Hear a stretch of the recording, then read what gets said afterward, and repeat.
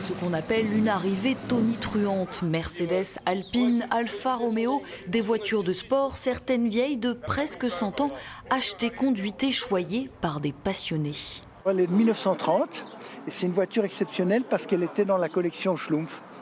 Et maintenant, elle roule, elle a repris la route. Elle a dormi, on va dire, pendant des années aux États-Unis. Franchement, c'est des voitures assez exceptionnelles, des voitures d'exception. Et de les voir encore rouler comme ça, c'est vraiment magnifique. Je trouve ça ravissant, ça nous fait voyager dans le temps.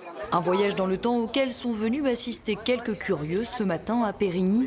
C'est ici que Paul Bonicel a fondé son musée de véhicules anciens. À l'entrée, sa toute première pièce achetée à l'âge de 15 ans. Je l'ai achetée, elle était dans une grange démontée, le moteur d'un côté, les roues de l'autre, parce que pendant la guerre, les propriétaires des véhicules démontaient les voitures pour pas que les Allemands les réquisitionnent. Les voitures exposées appartiennent aux propriétaires et beaucoup d'entre elles repartent régulièrement sur les routes, ce qui ne fait pas toujours l'unanimité. Elles polluent légèrement, on ne peut pas dire le contraire, mais comme on ne s'en sert pas tous les jours, globalement sur l'année, on ne pollue pas beaucoup.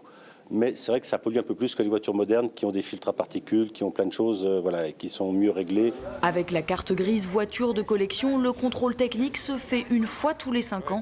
Un avantage selon ses propriétaires qui craignent pourtant des restrictions à venir, comme l'interdiction de circuler lors des pics de pollution.